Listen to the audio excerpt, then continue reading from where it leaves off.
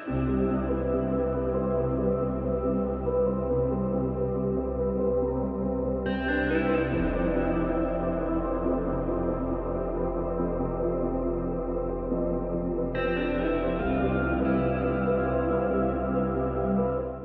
pour ne pas prendre de retard, je vais introduire tout de suite le premier orateur qui est Florence Boitrel, mon professeur Florence Boitrel, qui vient du service de biologie de la reproduction de l'hôpital de Poissy. Donc, son équipe a publié il n'y a pas longtemps une revue de la littérature tout à fait importante sur les facteurs d'environnement et leur influence sur la fertilité masculine.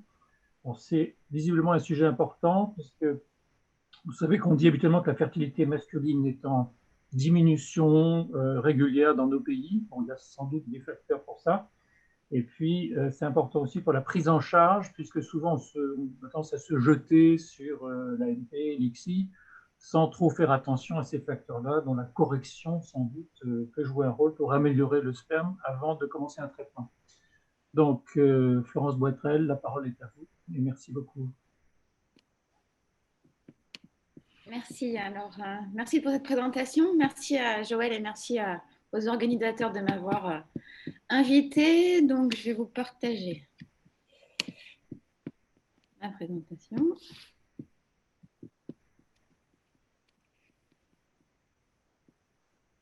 Petit réglage.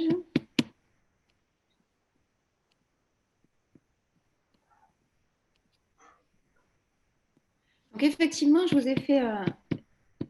vous parle aujourd'hui donc de la fertilité masculine et de l'environnement. C'est vrai qu'on entend souvent dire que le spermatozoïde ne sert pas toujours à grand-chose ou qu'en tout cas on peut faire de l'ICSI, et que c'est important en fait d'aller regarder les impacts possibles de l'environnement, des toxiques, des modes de vie sur cette fertilité masculine. C'est important puisque en fait, ça commence. Enfin, la question à laquelle on doit répondre, c'est est-ce que l'homme, en réalité, en 2020 et après, est-ce qu'il peut encore se reproduire efficacement dans son environnement? C'est pas si sûr parce que tous les jours, on a de nouvelles infos là-dessus. Ça va dans tous les journaux, sur Internet. Trop de téléphones tue le sperme, la chaleur tue le sperme, le spermatozoïde, c'est les produits chimiques, le téléphone portable. Donc, il y a plein de choses qui peuvent influencer cette fertilité masculine. Et c'est vrai que cette question, elle n'est pas facile, c'est pas facile d'y répondre, puisque tout peut jouer sur cette fertilité masculine, mais on ne sait pas exactement si ça joue de façon importante. Est-ce que c'est in vitro? Est-ce que c'est in vivo? Donc, j'ai essayé de vous faire un résumé de ce qu'on pouvait attendre de l'interrogatoire de l'homme. Est-ce qu'il faut l'interroger sur ces toxiques? Lesquels? Est-ce qu'il y en a qu'il faut est-ce qu'il faut arrêter certaines choses? On va essayer de passer un petit peu en revue les différents facteurs qui pourraient influencer dans l'environnement de cet homme sa fertilité masculine. D'abord, il y a l'alcool. Alors ça, ce sont des données assez récentes, de cette année. L'alcool, où effectivement, l'alcool quotidien diminue un peu, mais ce qui y a chez les jeunes qu'on prend en charge en AMP, eh bien, c'est l'alcool dans l'année qui augmente de façon assez importante. L'alcool peut jouer en fait de différentes façons. Il peut avoir des actions centrales et des actions périphériques. La contribution de cet alcool dans l'infertilité masculine, c'est qu'il va pouvoir influencer le volume de l'éjaculat, la numération spermatique surtout, et la mobilité spermatique. Alors, est-ce qu'il y a un effet dose? Je vais en parler sur la diapositive d'après, on va voir ça. C'est vrai qu'il y a des azoospermies qui ont été montrées comme réversibles à l'arrêt de la consommation. Alors, c'est souvent pour des doses quand même très, très importantes, des arrêts de maturation complets qui peuvent avoir lieu si on boit 60 grammes par jour, 90 grammes par jour, 150 grammes par jour, 165 grammes par jour. Nous, on avait contribué à cette publication sur un monsieur qui buvait 150 grammes d'alcool par jour, donc environ 2 bouteilles, je crois, enfin 10 verres de vin. Et il présentait une azoospermie réversible à l'arrêt de l'alcool, à l'arrêt total de l'alcool 4 mois après. Donc c'est vraiment important de les interroger sur leur consommation. Et puis en AMP, si monsieur boit tous les jours, est-ce que ça a un impact? Eh bien, en fait, oui. Il y a quand même une étude, enfin, il y en a deux ou trois, mais il y en a une qui m'a fait un peu peur. C'est une étude assez ancienne, mais 12 grammes, c'est pas beaucoup. C'est un verre par jour, 4 jours par semaine. Eh bien, en fait, ça pouvait augmenter les fausses couches de façon très importante. Et si l'homme buvait la semaine précédant la FIV. Donc, c'est peut-être quelque chose qu'il faut dire aux patients. Aux patients infertiles, c'est pas forcément stigmatisant. Il faut leur dire que l'alcool, c'est peut-être pas très bon. Même un verre ou deux comme ça par jour, la semaine de l'ovulation ou les semaines précédentes, c'est peut-être bien de leur dire et de les informer là-dessus. Le tabac, maintenant, bon, on le sait tous, hein, c'est pas bon le tabac. Alors, chez les jeunes, c'est une consommation qui est assez importante quand même. Données de 2020 à nouveau, consommation chez les gens qu'on prend en charge. Les mécanismes d'action, ça fait partie de la revue qu'on a publiée effectivement sur le stress oxydatif.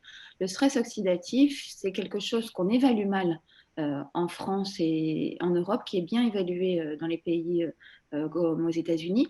Le stress oxydatif, c'est important parce qu'il faut le tester. Plutôt que de mettre des antioxydants, eh ben, il faut faire diminuer le tabac ou l'arrêter. Il faut jouer aussi sur le cannabis, par exemple, on y reviendra après.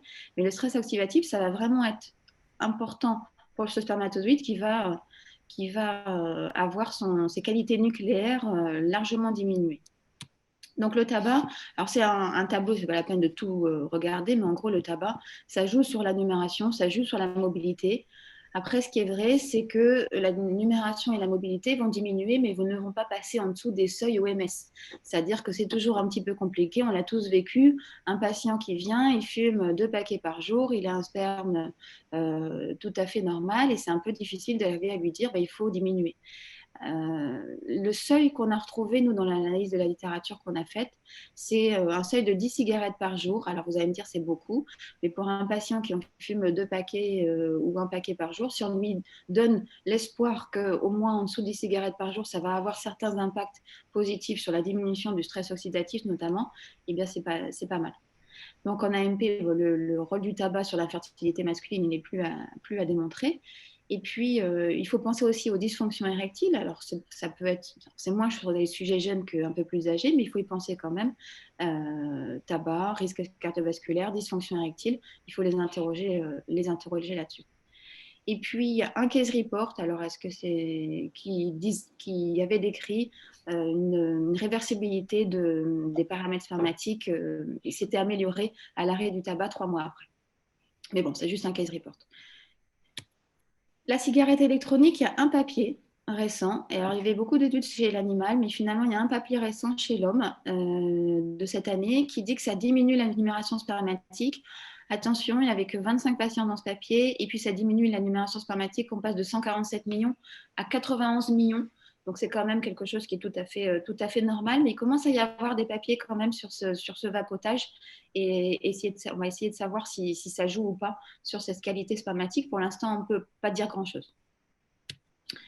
Le cannabis, on sait tous que c'est pas bon.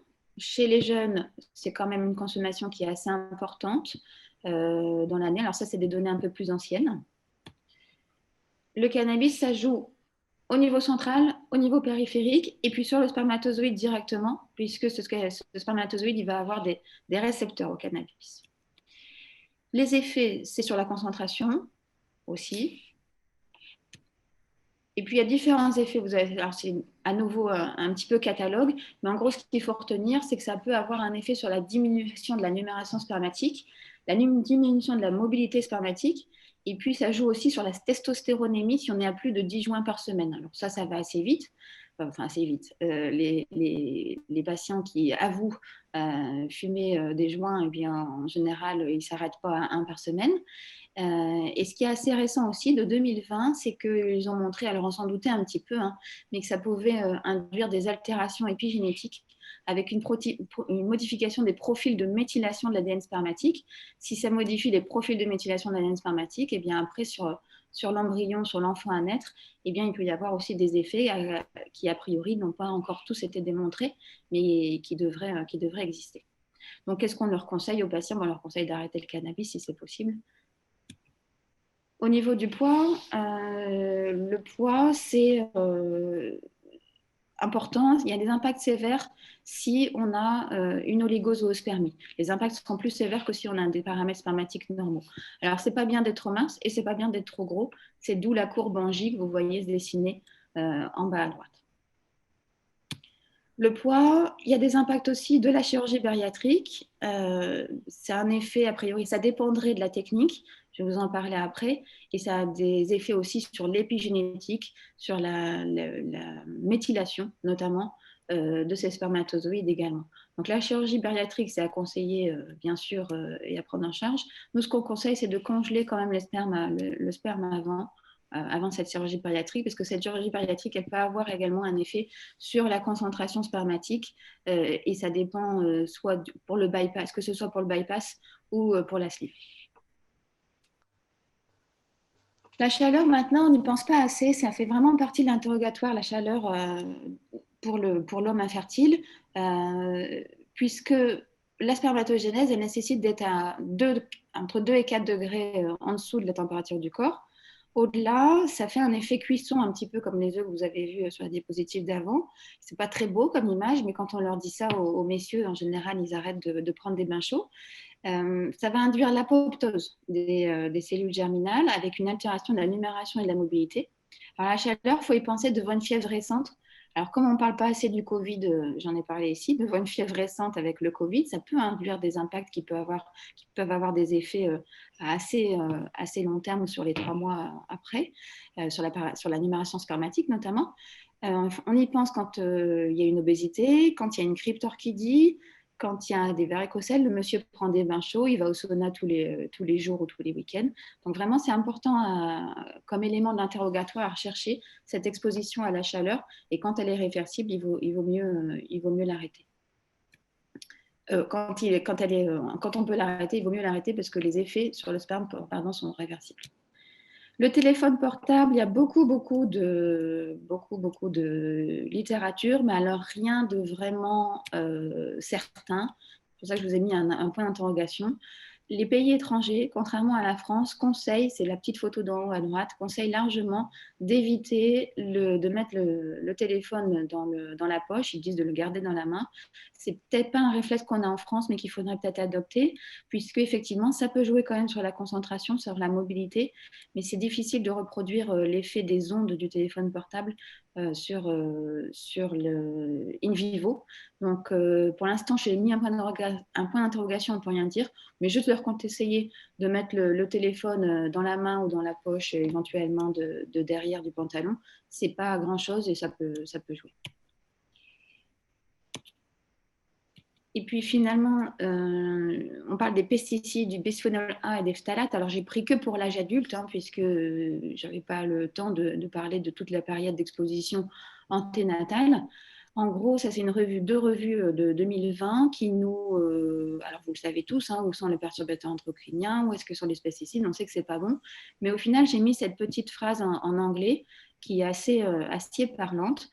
Oui, il y a des études précliniques qui disent que tous ces produits avec des noms plus bizarres les uns que les autres ont un impact négatif sur la reproduction masculine, mais cliniquement, on a du mal en fait à avoir une vraie preuve et à savoir ce qu'il faut éviter à tout prix. Je pense que c'est plutôt un cocktail d'exposants qu'il faut éviter. Alors, il faut conseiller le patient. Il ne faut pas non plus les affoler quand on nous demande est-ce que les pesticides, ça peut avoir un impact sur moi ou pas. On a du mal à avoir une réponse efficace et soit on les inquiète beaucoup, soit on leur dit que tout va bien, mais je pense qu'il faut trouver un juste milieu puisque en fait cette exposition tout au long d'une vie, oui, elle a un impact, mais on n'a rien de prouvé efficacement de qu'est-ce qu'il faut éviter à tout prix. Je pense qu'il faut éviter un peu tout.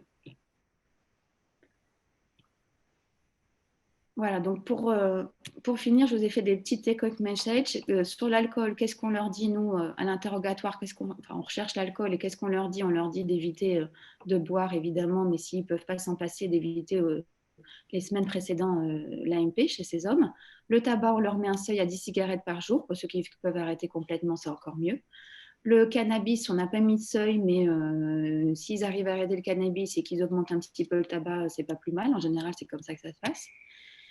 Pour les obèses, eh bien, on demande un IMC inférieur à 30 et on congèle avant chirurgie bariatrique. Pour la chaleur, on arrête tout si on peut, sauf le monsieur qui travaille devant un four, mais encore que maintenant, pour faire des pizzas, par exemple, eh ben, on n'est plus forcément devant un feu à bois, mais on essaye d'éviter toute chaleur qu'on peut éviter. On ne va pas lui demander de changer de métier, mais au moins on lui demande d'arrêter son exposition quand il peut l'arrêter, par exemple, avec les bains chauds ou l'ordinateur sur les genoux. Et puis au niveau des ondes, on évite le portable dans la poche. Voilà. C'est les principaux messages que nous, on donne en consultation pour ces hommes qui sont infertiles, pour essayer d'améliorer un petit peu les choses au niveau du stress oxydatif notamment, et pour éviter que cela joue trop sur leurs spermatozoïdes. Voilà, je vous remercie. Je vous ai mis une petite photo du service et de Nouvel Hôpital à Poissy. Merci. Micro. Micro. Jean-Marie, il faut que tu récupères. Jean-Marie, Florence, récupérer. Excusez-moi, oui, je suis désolé, j'ai oublié devant mon micro. Je demandais aux 145 personnes qui sont branchées d'envoyer maintenant leurs questions par chat. C'est tout à fait le moment. On va essayer donc de les retransmettre à l'orateur pour obtenir ces réponses. Alors moi, j'en ai une pour lancer la discussion. Ce qui me frappe dans votre exposé dans la littérature, c'est qu'il y a pas mal d'études sur les impacts des différents facteurs et très peu sur la réversibilité.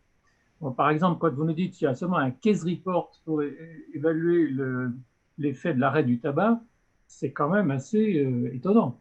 Parce que sur le nombre de gens qui fument et qui s'arrêtent de fumer, on aurait pu s'attendre à ce qu'il y ait des effets démontrant le bien fondé de l'arrêt du tabac. Or là, on reste un peu sur sa fin. Ce n'est pas du tout un reproche que je adresse. Enfin, c'est étonnant dans la littérature de ne pas trouver plus d'effets sur la réversibilité de tous ces facteurs. Et après, il y a des petites choses, mais un peu contradictoires. Le problème, c'est ça, c'est que quand on dit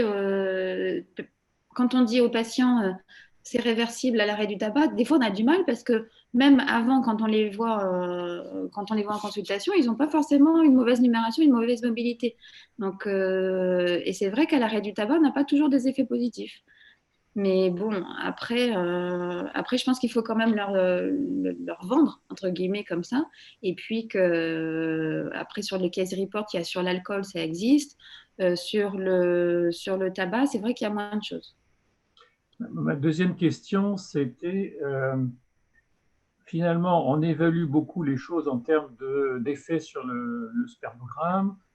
Il y a probablement des effets, par exemple biochimiques, quand on pense aux pesticides, qui ne sont pas nécessairement traduits en termes de numération, de mobilité, et qui doivent avoir une influence aussi probablement sur le pouvoir de fécondation, sur la qualité du sperme, beaucoup plus difficile à mesurer en fait que par un simple spermogramme. Hein.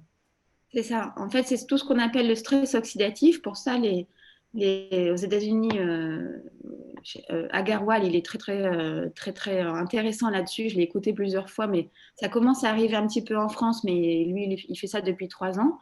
Il mesure le stress oxydatif d'une manière assez simple pour dire, bah là, voilà, il a à peu près 35% des causes que nous, on étudie comme idiopathiques dans la fertilité masculine parce qu'on ne recherche pas tout. Eh bien, chez ces patients-là, il a 35% de causes de stress oxydatif, effectivement, ou en arrêtant le tabac, en éliminant les facteurs toxiques, eh bien, il y a quand même du stress oxydatif. Et c'est là où il traite, en fait, par antioxydants, pas forcément pour tout le monde. Et je pense que c'est un concept qu'il va falloir revoir peut-être un petit peu en France, où on a ces toxiques, on a d'autres choses qui peuvent influencer sur le stress oxydatif, mais encore faut-il le mesurer. On a une question qui vient du Maghreb, là, qui nous demande s'il existe des données sur le tabac à chiquer très consommé au Maghreb. Est-ce qu'il y a des données particulières? Non. Je n'ai pas de données particulières. J'ai juste trouvé sur le vapotage, il n'y avait rien jusqu'à 2020. Non, je n'ai pas de données sur le tabac à chiquer. Et alors, est-ce que vous pouvez nous en dire un peu plus sur le téléphone portable? Parce que ça fait un peu anecdotique. En fait, tout le monde, enfin, tous les hommes et toutes les femmes, maintenant, ont un téléphone portable. Alors, on nous dit qu'il ne faut pas le mettre à l'oreille parce que ça entraîne des tumeurs du cerveau, il ne faut pas le mettre dans la poche parce que ça entraîne des problèmes de sperme. Alors, finalement, il faut le mettre très à distance. Enfin, c'est un petit peu déroutant, je dirais, cette histoire. Est-ce que c'est vraiment prouvé? Parce que Alors, c'est des études in vitro. Par contre, en France, à nouveau, on est un peu en retard, hein. Ailleurs, ils ont vraiment personne, enfin, apparemment, il y a pas mal de pubs là-dessus. Ils sont assez centrés là-dessus. Les études, elles sont in vitro, je l'ai dit. Il n'y a pas d'études in vivo, mais avec des choses assez jolies, hein, qui reproduisent quand même l'effet des ondes. Moi, si j'étais un homme infertile, je ne mettrais pas mon téléphone dans la poche et je ne travaillerai pas avec un ordinateur sur les genoux, par exemple, en Wi-Fi. Je pense que ce n'est pas difficile à changer, ce d'autant qu'il y a certains téléphones qui chauffent aussi, donc ce n'est pas forcément très bon. Donc, non, il n'y a pas de données in vivo. Mais des données in vitro pas mal faites quand même. Et c'est vrai qu'en France, on est un peu les seuls autour de nous. Les photos sur ne mets pas ton téléphone dans ta poche, mets-le dans tes mains pour protéger ta fertilité, j'en ai trouvé pas mal, hein. Alors, une autre question qui nous vient du Maghreb, qui s'intéresse à l'utilisation excessive des PC, donc ça doit être les ordinateurs personnels. Est-ce que le fait d'être trop souvent devant son ordinateur, ce qui est le cas d'un grand nombre de gens, peut aussi avoir une influence défavorable? Alors, sur l'ordinateur, s'il est posé sur une table comme ça, non. Si on le pose sur les genoux, s'il irradie un peu de chaleur, oui. Et puis les ondes Wi-Fi, potentiellement, oui.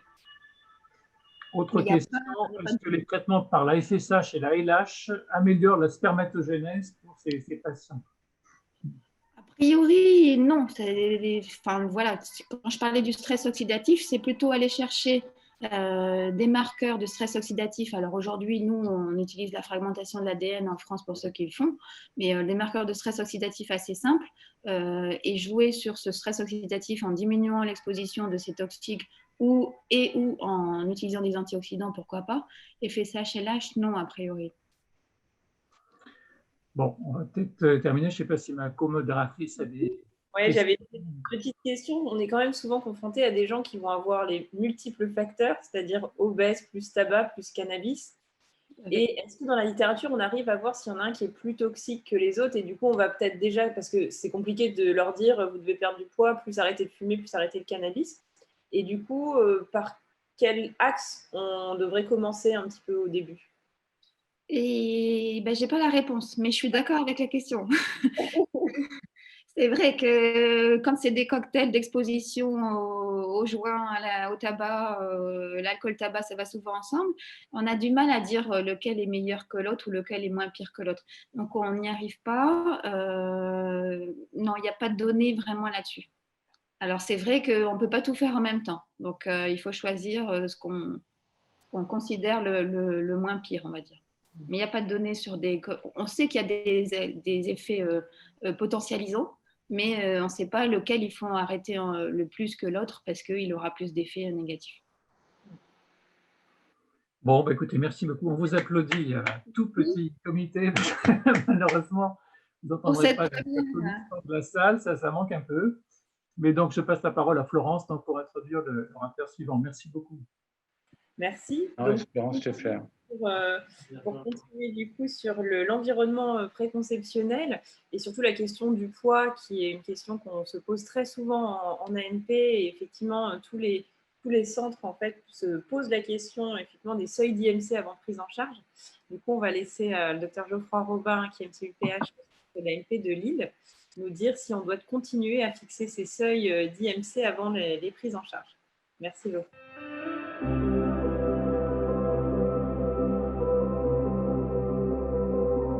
Très bien, merci beaucoup Florence. Tout le monde voit bien mon diaporama? Oui, c'est Absolument. Vous m'entendez bien? On t'entend bien. Impeccable. Tout d'abord, je tiens à remercier Joël et Serge qui ont fait un gros boulot pour maintenir ces journées qui sont en général en effet des journées très conviviales, mais on va tester la convivialité numérique aujourd'hui. Et bravo pour avoir su rebondir comme ça et d'avoir déjà, dès ce matin, plus de 150 personnes connectées.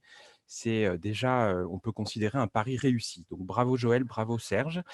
Et je vous remercie donc de m'avoir proposé en effet de traiter d'un sujet qui est assez passionnant, qui est d'essayer de répondre à la question de est-ce qu'il faut ou pas fixer un seuil d'IMC chez la femme avant une prise en charge en infertilité.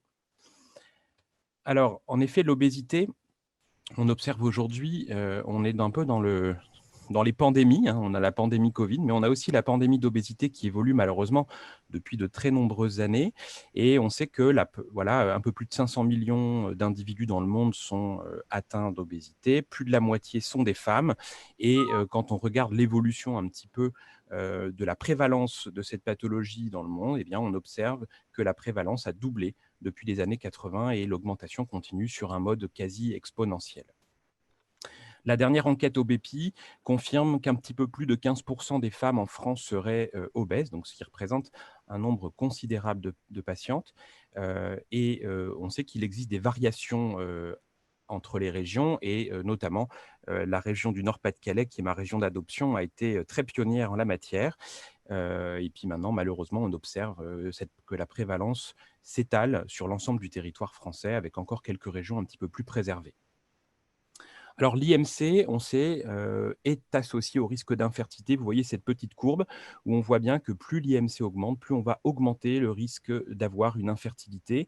Et aujourd'hui, et c'est ce qu'on va voir sur la première partie de ce topo, on a un certain nombre d'arguments expérimentaux qui confirment bien que l'obésité est un élément perturbateur de la fertilité féminine. Alors, on sait qu'on a deux types d'obésité, ce qu'on appelle la pomme et la poire. L'obésité androïde, la pomme, avec la graisse qui est au niveau essentiellement abdominal, et l'obésité gynoïde, qui est surtout avec une répartition au niveau des hanches. Ces deux types d'obésité n'ont absolument pas le même pronostic sur le plan de la santé en règle générale, et on sait que l'obésité androïde est celle qui est associée à un risque d'insulinorésistance et associée à toutes les problématiques métaboliques et cardiovasculaires. Le meilleur marqueur qui est un peu, et je pense que le professeur de Wai en reparlera cet après-midi sur le SOPK, mais le meilleur marqueur pour nous clinique de cette obésité androïde, c'est la mesure du tour de taille avec un seuil qui est fixé pour les européennes à 80 cm. Alors l'obésité, on va avoir un impact sur pas mal d'éléments. Vous allez avoir un impact sur l'axe hypothalamo-hypophysaire. On sait que notamment les perturbations de sécrétion des adipokines vont provoquer une dysrégulation de l'axe gonadotrope au niveau des neurones à kispeptine et donc provoquer des dysovulations de façon plus ou moins marquée. On sait également qu'il existe des éléments au niveau de la qualité ovocytaire. On a un certain nombre d'études expérimentales qui ont montré la présence de marqueurs de stress oxydatif à des concentrations très élevées dans le liquide folliculaire des femmes qui ont une obésité. On a des marqueurs expérimentaux qui montrent des troubles de la réceptivité endométriale chez les patientes obèses. Et on sait qu'il existe aussi ce qu'on appelle une lipotoxicité propre à l'obésité qui peut interagir sur notamment la régulation notamment de l'environnement hormonal au niveau ovarien. Alors, l'endomètre, ça, c'est vrai que c'est un élément très important. Aujourd'hui, on a un certain nombre de mécanismes physiopathologiques qui ont été élucidés qui permettent de comprendre pourquoi les patientes obèses, en effet, ont des troubles implantatoires un petit peu plus importants. Et notamment, on sait qu'elles font un petit peu plus de fausses couches spontanées précoces. Et ça s'explique notamment par des perturbations d'un certain nombre de mécanismes au niveau de l'endomètre au moment de la phase de l'ouverture de la fenêtre d'implantation. On va avoir des anomalies, des phénomènes de décidualisation de l'endomètre. Et cette décidualisation, on le sait, est essentielle pour l'implantation et va conduire à des anomalies implantatoires et donc des fausses couches. Alors, cette obésité maternelle, en dehors du fait qu'elle induit en effet les troubles de la fertilité, elle va aussi induire un certain nombre de risques pour la grossesse. Et ça, vous les connaissez bien. les pathologies hypertensives de la grossesse, le diabète gestationnel et un certain nombre de complications néonatales, avec une augmentation également du risque de dystocie des épaules, plus d'accouchements par césarienne, plus d'anomalies du travail. Et ce qui avait été montré dans cette belle revue de littérature, c'est que ces complications augmentent avec l'IMC et deviennent vraiment un petit peu plus préoccupantes, si je puis dire, lorsque l'IMC dépasse 35. On sait aussi que l'obésité est un facteur de risque de thrombose en règle générale, mais il a été montré, vous voyez ici dans cette belle étude, que c'était un cofacteur et que le fait d'avoir une obésité pendant la grossesse augmentait encore plus considérablement le risque d'avoir un accident thromboembolique veineux sévère pendant la grossesse ou le postpartum. Or, on sait aussi que le fait d'avoir recours à une assistance médicale à la procréation et notamment aux techniques de fécondation in vitro constitue un facteur de risque indépendant d'accidents thromboemboliques veineux. Donc, vous imaginez que l'association obésité et FIV, c'est un cocktail détonnant par rapport au risque thromboembolique veineux au décours surtout des tentatives d'AMP. Alors, il existe également un certain nombre de données qui ont démontré que l'obésité maternelle avait un impact sur la santé des enfants et notamment sur des risques malformatifs, avec, vous voyez, une augmentation d'un certain nombre d'anomalies, notamment d'anomalies de fermeture du tube neural, dont on sait qu'elles sont associées à l'obésité. Et enfin, un autre élément important, c'est que le SOPK et l'obésité ne font pas bon ménage. Le SOPK, vous le savez, c'est la cause d'infertilité qui est la plus fréquente chez la femme. Et ce qu'on sait, c'est qu'on a une association assez importante. Alors certes, toutes les femmes qui ont SOPK ne sont pas forcément obèses, mais en pratique quand même, lorsqu'on regarde les données épidémiologiques, on a mis en évidence que plus de la moitié des femmes qui ont un SOPK, et ce indépendamment de l'IMC, ont une insulinorésistance. Que bien entendu, lorsqu'il existe une obésité androïde, eh bien, cette insulinorésistance est encore plus aggravée. Et cette insulinorésistance, on le sait, est un amplificateur du SOPK. C'est un amplificateur de l'hyperandrogénie ovarienne qui, on le sait, est l'élément fondateur de cette pathologie endocrinienne. Et en effet, vous voyez ici sur cette petite slide d'Escobar-Montréalais, que quand on regarde, on sait que voilà, vous êtes ici au niveau des ovaires. Dans le SOPK, on a un excès d'androgène. Cet excès d'androgène va venir induire au niveau adipocytaire un mécanisme d'insulinorésistance, donc il va y avoir un hyperinsulinisme compensatoire, et cet hyperinsulinisme compensatoire va venir aggraver au niveau des ovaires la sécrétion d'androgène, et ainsi de suite. Et donc on a un espèce de cercle vicieux qui s'installe chez ces femmes qui ont un SOPK, et parfois on ne sait pas trop quelle est la poule, quel est l'œuf, puisque on a en effet ce qu'on appelle les SOPK métaboliques purs, c'est-à-dire c'est des femmes qui vont... Dès que leur IMC va dépasser un certain seuil, elles vont se mettre en dysovulation et dès qu'elles perdent du poids, elles retrouvent une ovulation relativement satisfaisante. Et puis, indépendamment de ça, il y a des patientes qui ont vraiment un trouble ovarien profond au départ et dont l'obésité n'est qu'un amplificateur. Alors, c'est sûr qu'aujourd'hui, on ne peut pas, et notamment dans le cadre du SOPK, se passer de la prise en charge de ces problématiques de poids, d'insulinorésistance. Et vous voyez ici dans les recommandations sur la prise en charge de l'infertilité liée au SOPK qui avait été actualisée par l'équipe d'Adam Balen en 2016, que en cas d'obésité, de surpoids, eh bien, la modification du style de vie, c'est-à-dire la mise en place de mesures hygiéno-diététiques, voire la mise en place de thérapeutiques plus lourdes comme la chirurgie bariatrique, sont proposées en première intention chez ces patientes pour améliorer la fonction ovulatoire et donc les chances de grossesse spontanée. Alors, maintenant, la question, c'est finalement, alors, cette obésité a un impact sur la fertilité intrinsèque, a un impact en effet sur le déroulement de la grossesse, sur la santé des enfants, c'est un amplificateur du SOPK, et la question, c'est est-ce qu'en AMP, il va y avoir en effet un impact de l'obésité sur le succès? Alors, vous avez cette très belle méta-analyse qui a été pilotée notamment par Nathalie Sermondade et un autre groupe d'experts de la fertilité français, qui avait en effet mis en évidence, vous voyez, une baisse modérée mais significative des taux d'accouchement chez les patientes qui ont une obésité. Et donc ça, voilà, ça a été bien montré. Vous voyez, c'est une baisse qui est de l'ordre d'environ 15% par rapport aux femmes non obèses. Mais ce qui est quand même intéressant, c'est de regarder une partie des études qui ont été incluses dans cette méta-analyse. Et vous avez ici l'étude de Meredith Provo. C'est une étude colossale. Vous voyez 239 127 cycles de FIV. Et ils ont, c'était donc une équipe aux États-Unis qui a fait ça. Et ils ont classé l'issue de ces fécondations in vitro en fonction de l'IMC des femmes.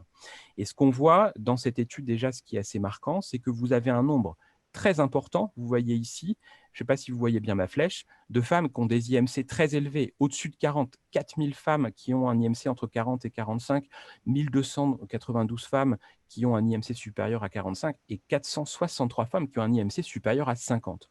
Et ce qui est en effet noté dans cette étude rétrospective, c'est qu'il existe une baisse significative des taux de grossesse clinique et des taux d'accouchement chez les femmes obèses par rapport aux femmes de poids dit normal. Mais quand on regarde les chiffres, on n'a pas des chiffres catastrophiques. Si vous regardez en effet les femmes de poids normal, vous voyez ici, elles ont des taux d'accouchement de 31,4%, alors que les femmes qui ont un IMC supérieur à 45 ont des taux d'accouchement de 22%, 21%. Donc c'est plus faible, mais ce n'est pas non plus complètement nul en termes de taux de succès. Vous avez également cette étude qui avait été publiée dans le JAR il y a quelques années sur un nombre de cycles, là encore, très important, 51 000 cycles initiés. Et ce qu'ils ont observé, c'est que chez les femmes obèses, on a un taux d'annulation qui est significativement plus important. On a un nombre d'ovocytes et d'embryons obtenus qui est plus faible. Et on a, vous le voyez en bas, des taux d'accouchement qui sont plus faibles. Mais là encore, vous voyez dans cette étude, 47,4% de taux de grossesse évolutive chez les femmes de poids normal. Chez les femmes obèses, on est à 43-42%. Donc la différence, elle est très, très faible. Et on a quelque chose qui est statistiquement significatif parce qu'il y a un effectif qui est très important. Donc il y a un impact, mais qui reste, somme toute, relativement modeste. Néanmoins, après, il y a la pratique. Et c'est vrai que les patientes qui ont des obésités assez importantes, notamment des obésités androïdes, ont souvent une échogénécité médiocre. Le monitorage est un petit peu plus difficile. On retrouve, dès qu'elles ont des ovaires un peu haut situés ou fixés, rétro-utérins, on a beaucoup plus de mal à les visualiser. La ponction ovocytaire est parfois périlleuse. J'ai des souvenirs un peu épiques, en effet, avec la sage-femme qui est quasiment assise sur le ventre de la patiente pour réussir à abaisser les ovaires, à les rendre accessibles. Et des transferts embryonnaires parfois un petit peu laborieux, où on est obligé d'utiliser des spéculums parfois un petit peu longs, du mal à même exposer le col sur des cavités vaginales parfois assez importantes. Donc en effet, ce n'est pas non plus toujours facile. Cela dit, ce qui est intéressant, c'est d'essayer de voir si le fait de prendre en charge ces obésités a un impact quand même sur l'amélioration des taux de grossesse. Alors, ce qu'on voit, en effet, il y a très peu d'études là-dessus. L'étude la plus récente, c'était, vous voyez ici, une étude randomisée qui a randomisé donc 317 femmes obèses qui allaient dans un parcours de fécondation in vitro. Elles avaient toutes des obésités, ce qu'on appelle, nous, modérées, c'est-à-dire avec des IMC entre 30 et 35. Eh bien, ce qui a été mis en évidence, c'est que les femmes qui vont avoir une prise en charge hygiéno-diététique, qui vont perdre du poids, et celles à qui on ne va pas donner ces mesures hygiéno-diététiques vont avoir exactement les mêmes taux cumulés de naissance. Ça veut dire que ces régimes amaigrissants dans les obésités modérées ne semblent pas avoir un impact majeur, en tout cas sur le taux de succès de la fécondation in vitro. Pour les obésités plus sévères, il y a quasiment aucune étude bien faite.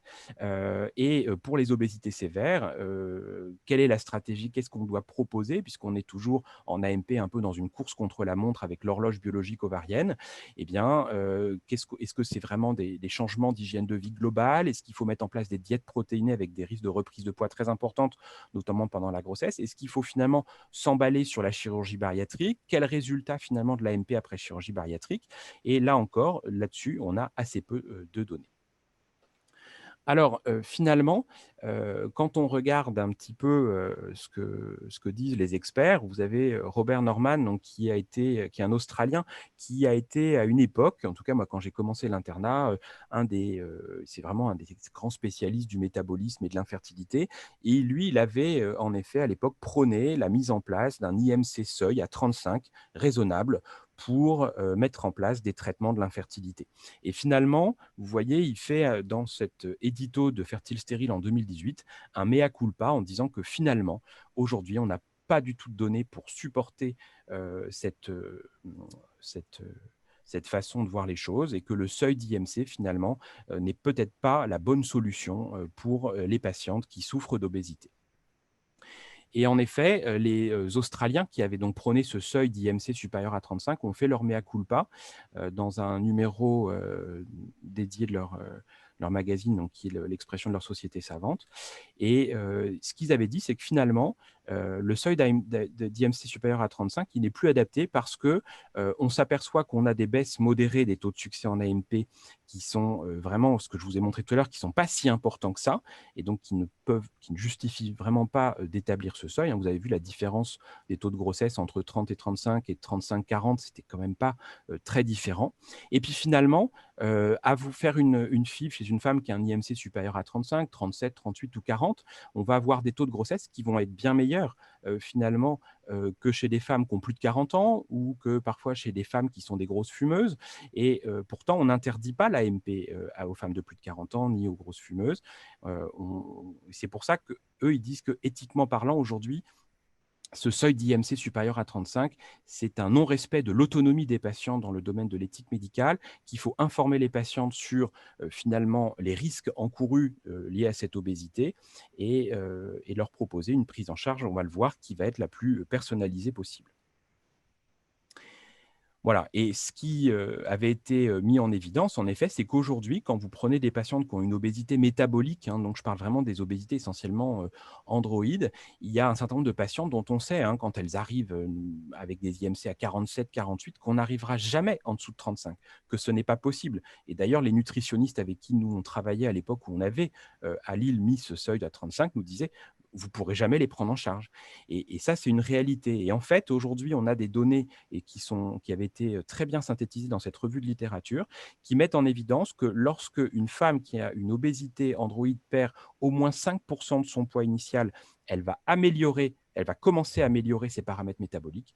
Et quand elle a perdu au moins 10% de son poids initial, on améliore les paramètres de la fertilité spontanée. Donc ça, c'est un des premiers objectifs qui probablement est beaucoup plus raisonnable à mettre en œuvre.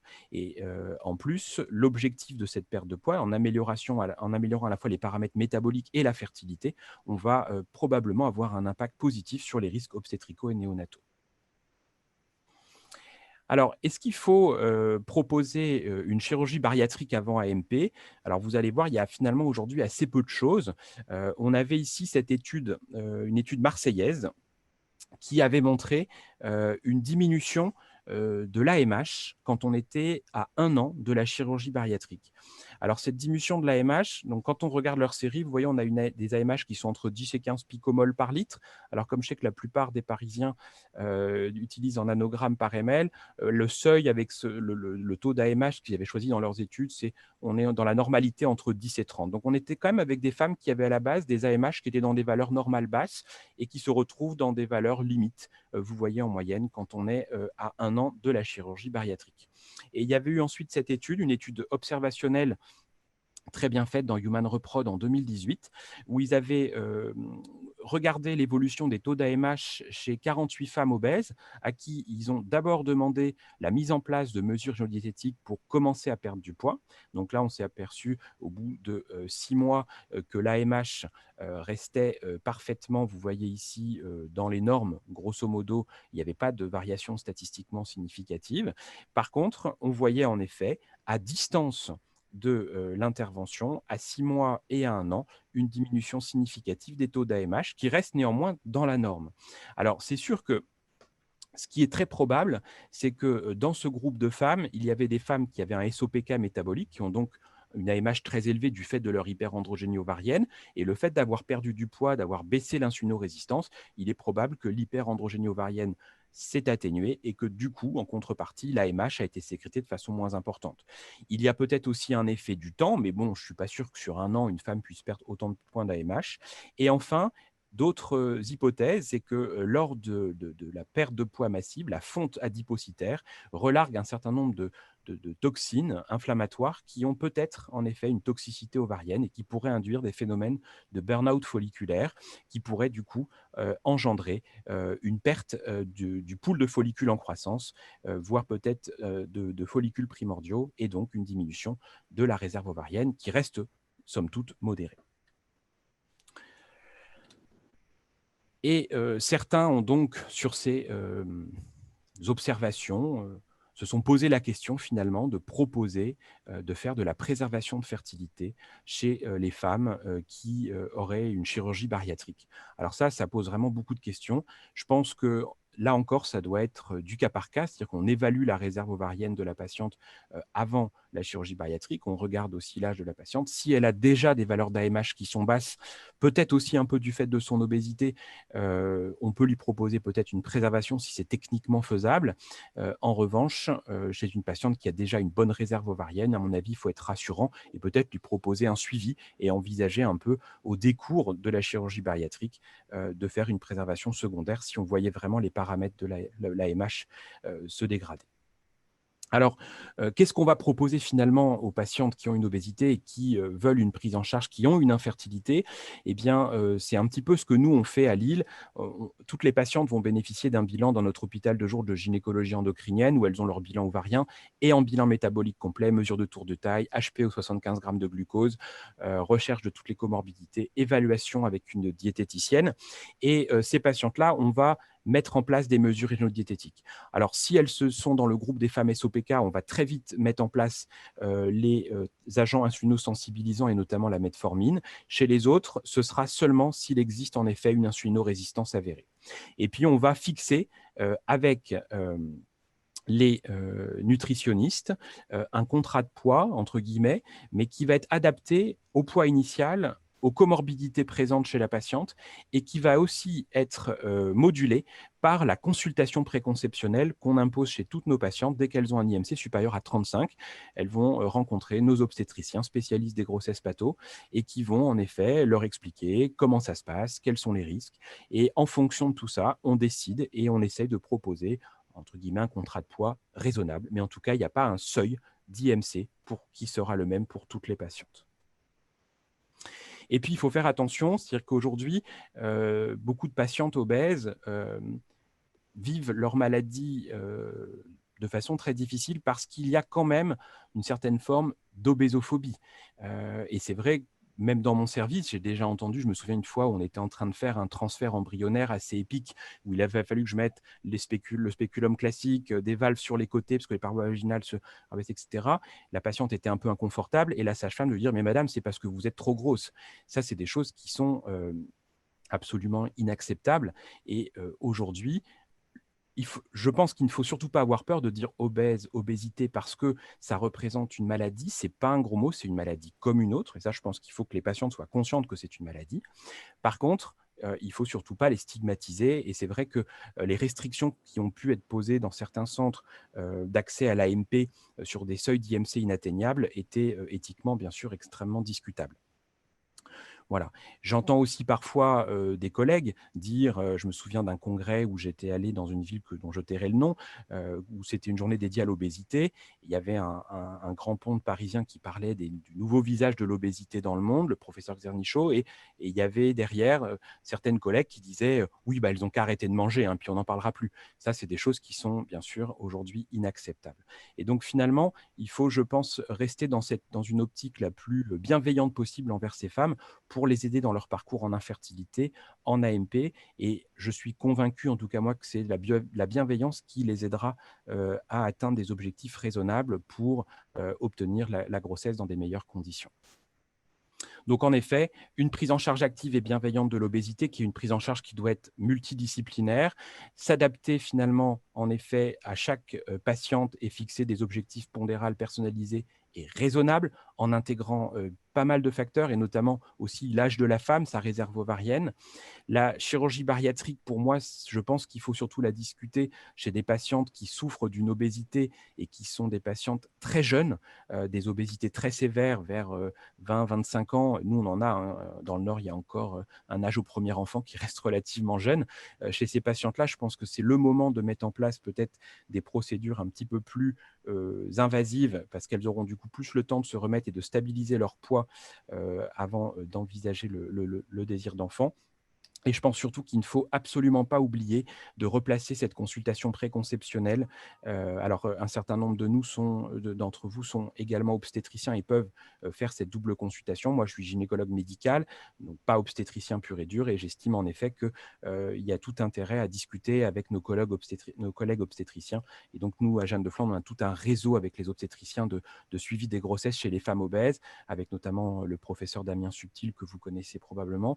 Et donc, c'est Damien qui voit toutes ces patientes en consultation préconceptionnelle pour discuter avec elles un petit peu des risques encourus. Voilà, donc je pense qu'en effet, une collaboration étroite gynéco, endocrino-nutritionniste et chirurgien est essentielle chez ces patientes pour leur permettre de mener ce projet bébé dans les meilleures conditions. Voilà, je vous remercie beaucoup de votre attention. Bravo. Bravo. Merci Geoffroy, super topo. C'est vrai que c'est une question qu'on a quasiment au quotidien avec tous nos patientes, hein, les problématiques de poids et de fixer ces objectifs poids un peu aléatoirement par centre. C'est toujours compliqué. Et surtout, je pense que ce qui est aussi compliqué, c'est qu'on va leur demander de perdre du poids rapidement et du coup, ce qu'elles vont potentiellement réussir à faire, et qu'en fait, pendant leur tentative, d'avoir aussi des régimes très restrictifs, elles vont tout reprendre derrière, voire plus, et que d'avoir justement une consultation préconceptionnelle qui encadre les choses, qui permet un rééquilibrage alimentaire et qui n'induise pas des troubles du comportement alimentaire, c'est vraiment très, très important à ce niveau-là. Je pense que tu as tout à fait raison. C'est-à-dire qu'il faut dépister aussi ces obésités qui sont secondaires à des troubles du comportement alimentaire, parce que ces patientes-là, malheureusement, face à une déprogrammation d'une FIV, un échec de tentative, un échec de fécondation, souvent, elles vont vivre un moment de frustration très fort et elles vont redécompenser, reprendre du poids. Donc, c'est pour ça que cette prise en charge, nous, on a un certain nombre de patientes qui sont même avec des traitements anxiolytiques, antidépresseurs, qui vont les aider à un petit peu mieux gérer lorsqu'elles ont ces troubles du comportement alimentaire préexistants. Oui, tout à fait. Est-ce que je peux poser une question? Oui. Donc, si j'ai bien compris, bon, merci pour ton topo, j'en reparlerai un tout petit peu dans le mien. Est-ce qu'à Lille, donc, vous avez malgré tout un seuil? Parce que nous, je te dis, à Brest, on a un seuil qui est à 35 et une discussion entre 35 et 40. Donc, peut-être qu'on a tort, mais en tout cas, on en reparlera tout à l'heure sur les risques de la grossesse qui peut suivre. Tu en as déjà un petit peu évoqué les choses. Et puis, à vous attirer votre attention sur deux articles qu'on a publiés cette année en complément de ton topo. Un premier article sur l'impact de l'obésité en FIV et parallèlement en insémination. Et donc, on s'aperçoit qu'en FIV, l'obésité supérieure à 30 et supérieure à 35, pour nous, n'a pas d'impact sur les taux de grossesse. On a des taux de grossesse qui ne sont pas significativement différents. Par contre, en insémination, on a même des taux de grossesse qui sont légèrement supérieurs chez des femmes obèses. On a bien sûr évalué ça en fonction des OPK, etc. Et puis la deuxième chose, c'est qu'on a publié avec Jérémy Thérault, donc le collègue chirurgien digestif, un article sur la chirurgie bariatrique et pour l'évolution des grossesses, alors hors AMP, après chirurgie bariatrique, on s'aperçoit que c'est des grossesses qui reviennent dans la normale, en particulier sur tout le risque diabétique et tout le risque des complications propres à la grossesse. C'est une énorme étude qui est tirée de Bariatmat, donc enfin de toute la donnée française sur la chirurgie bariatrique. Donc je vous invite à la lire, c'est dans une revue anglo-saxonne. Obésité Surgery. Est-ce que vous avez, vous, un seuil donc, parce que là, tu nous as dit finalement, on travaille en préconceptionnel, etc. On a l'impression que tu n'as plus de seuil et que même une femme qui aurait une EMC à 45, que tu aurais plus ou moins équilibré sur le plan métabolique, tu la prendras en charge sans arrière-pensée en assistance médicale à la procréation. Alors, moi, ce que je veux, c'est toujours que sur le plan métabolique, elle soit bien équilibrée avant de démarrer. Que voilà, l'obstétricien ait donné aussi son aval et les objectifs que lui attendait. Et bien entendu, ce que je disais tout à l'heure, une femme très jeune, on va probablement être beaucoup plus strict. On va l'accompagner, la revoir pour vraiment essayer de baisser au maximum. Et par contre, chez une patiente dont la réserve ovarienne est très préoccupante et qui a une vraie cause d'infertilité, c'est-à-dire altération spermatique, obstruction tubaire bilatérale, où je sais qu'il y a une stérilité, on va quand même essayer de lui laisser sa chance. Par contre, C'est-à-dire que tu n'as pas de limite de. dans ces cas-là, il faudra qu'elle ait perdu ses 10% de son poids Ouais. initial et on rediscute, on valide en commission multidisciplinaire un essai voilà, sur critères et puis on y va essai par essai. Et tu n'as pas peur de la grossesse au décours. Bah, en fait, grosso J'y modo, reviendrai tout oui. à l'heure, hein, en disant Alors, bien qu'on est responsable en tant que médecin de la reproduction de la grossesse au décours. Donc, il oui, faut pas faire- après, la patiente, si elle a vu l'obstétricien qui a donné les informations, qui n'a pas émis, lui, de contre-indication et que la patiente a bien compris les risques encourus, Mais vous êtes bien organisé, ce n'est pas toujours le cas en France. Quelquefois, la médecine de la reproduction est très séparée de l'obstétrique et on pense à l'obtention d'une grossesse plus qu'à oui, tout à fait. l'obtention d'une Ouais, grossesse. ouais. Merci. On va passer juste rapidement pour finir aux deux questions qui avaient. Je crois qu'il y avait Joël qui voulait poser. Joël a une question. Hein. Félicitations Geoffroy, merci beaucoup, c'était super. Donc en gros, tu dis qu'il y en a sans qu'il y en ait vraiment une limite. Mais on est tous d'accord que les données sont quand même assez contradictoires sur le taux de grossesse, mais que par contre, quand on est en train de ponctionner, c'est vraiment compliqué. C'est la galère. Ah, mais oui. Et je rajoute que c'est vraiment pas des femmes à faire sous anesthésie locale, tellement c'est difficile. Oui. Or, justement, ce sont les femmes sur lesquelles les anesthésistes ont le plus de réticence. Donc, c'est quand même oui, c'est vrai. Un vrai problème. Et deuxièmement, il n'y a pas de limite. OK, mais enfin, en ce moment, l'Agence de biomédecine, dans les premières recommandations pour le Covid, demandait de ne pas prendre en charge les IMC supérieurs à 30, même pas 35. Ouais. Et dans les deuxièmes recommandations d'octobre, c'est plutôt à discuter. Donc, mais on sait tous que les obèses ont plus de complications et que les grossesses les plus compliquées Covid sont les grossesses des femmes obèses, effectivement.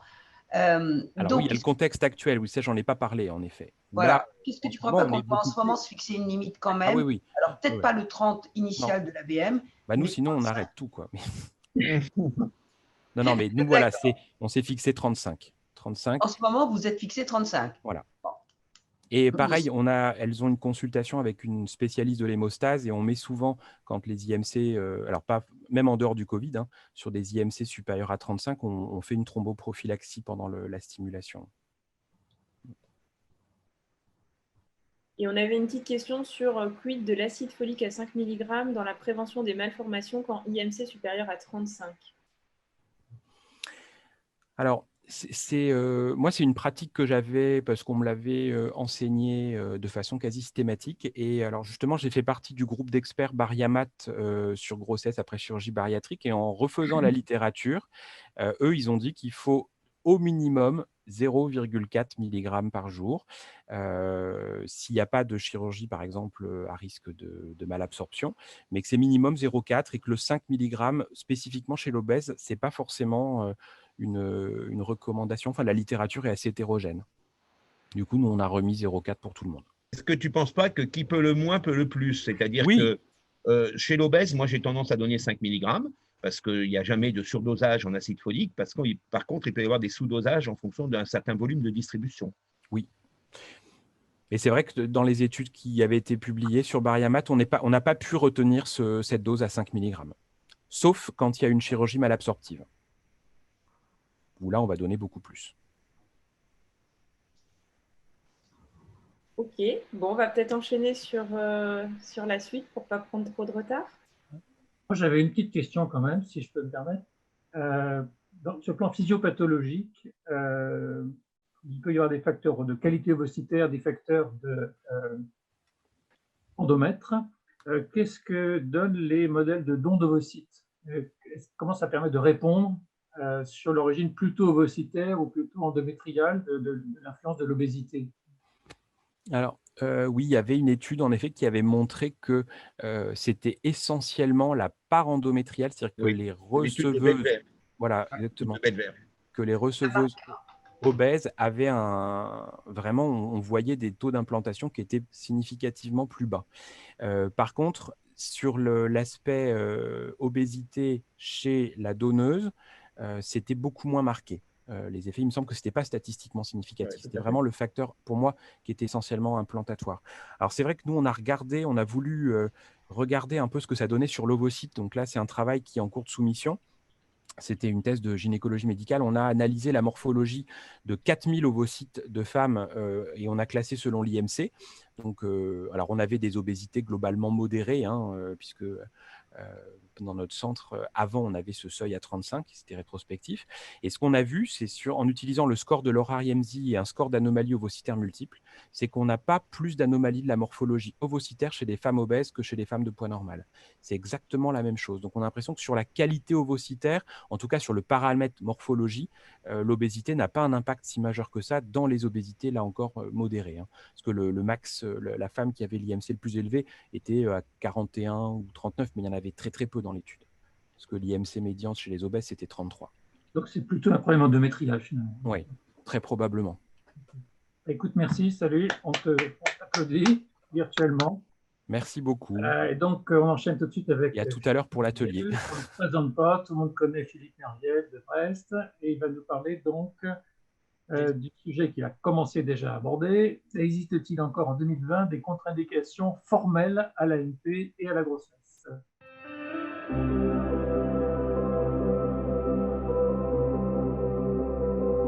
Merci Jean-Marie, merci Joël, merci Serge pour l'organisation de ce congrès. Comme tu dis Joël, on verra ce soir si tout s'est bien passé, enfin même demain midi. Hein.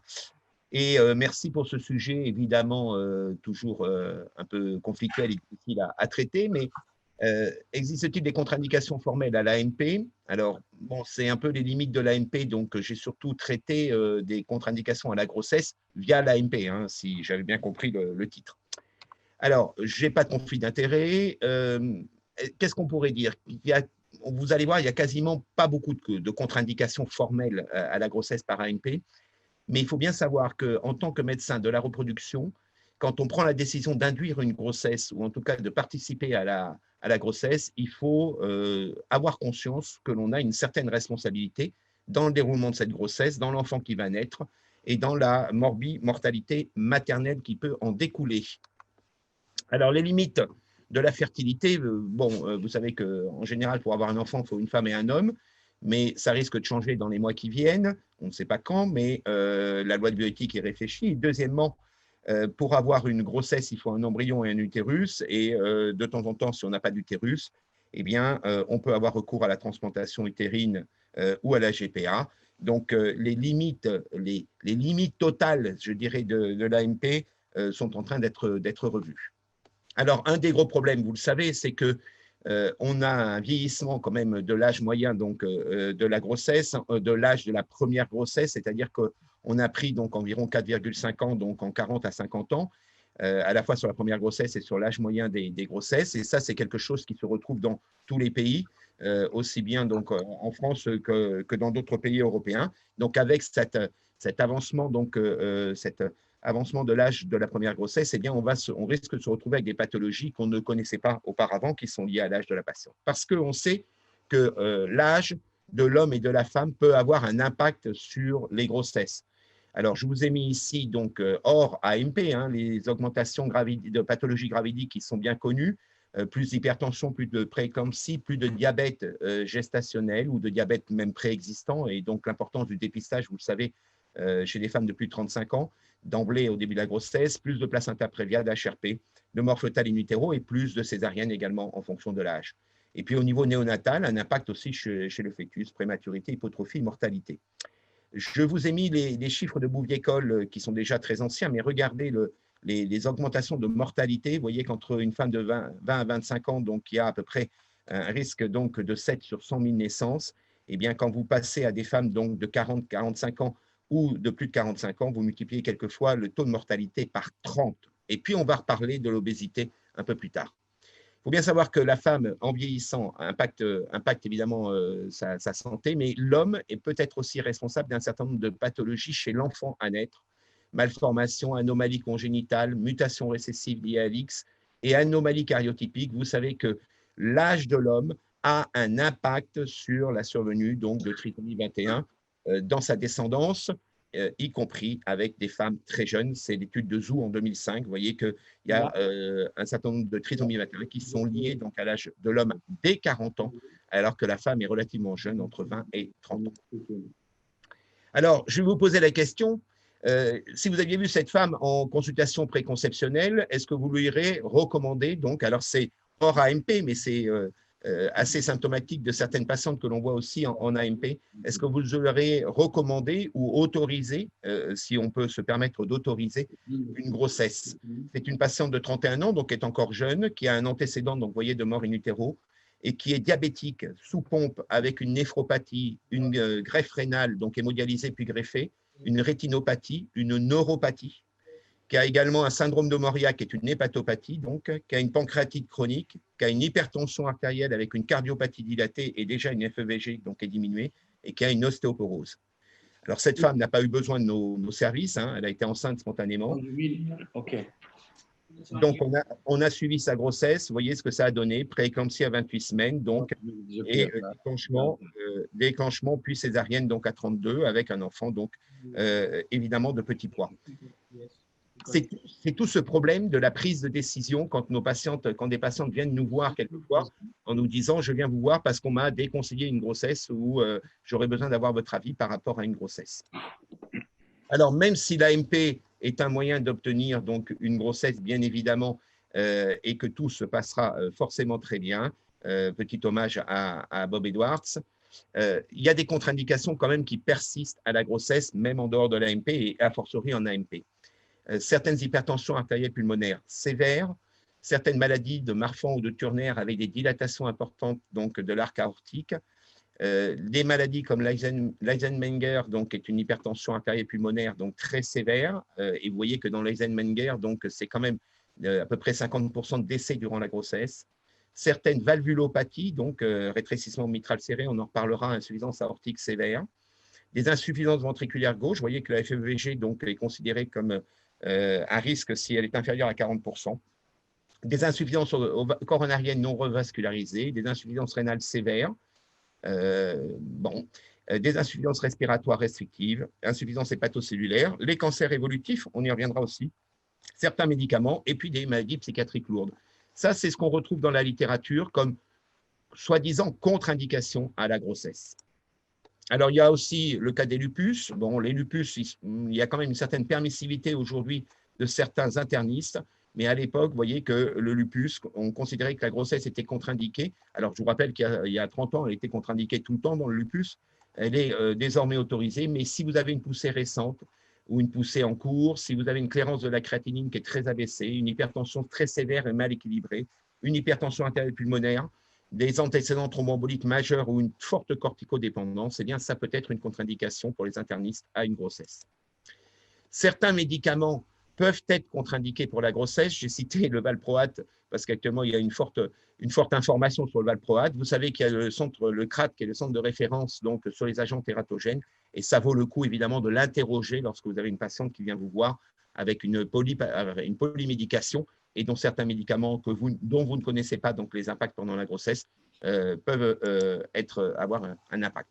Alors, comme Geoffroy Robin, j'insisterai beaucoup sur la consultation préconceptionnelle. Elle me semble excessivement importante, c'est-à-dire que si vous avez une patiente qui vient avec une multiple pathologie, comme l'exemple que je vous ai donné, eh bien, ça vaut le coup d'interroger donc tous les spécialistes d'organes pour savoir s'il y a une tolérance possible à la grossesse et de s'entourer finalement d'un avis pluridisciplinaire.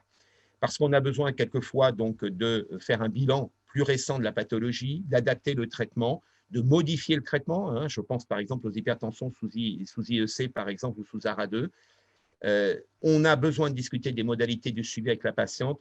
Et puis, souvent, le conjoint est présent et il faut quand même que tout le monde entende à peu près la même chose. Il y a des risques de la pathologie sur la grossesse, il y a des risques de la grossesse sur la pathologie. Il y a les risques de transmission à l'enfant et il y a les risques des traitements avec l'impact sur la grossesse. Alors, on a des patientes qui refusent de reconnaître le risque. On a l'impression à la fin de la consultation, même si on leur a expliqué tous les risques, qu'elles ne changeront pas d'avis. Il y en a d'autres qui le surestiment et d'autres qui n'osent même pas aborder donc, la possibilité d'une grossesse.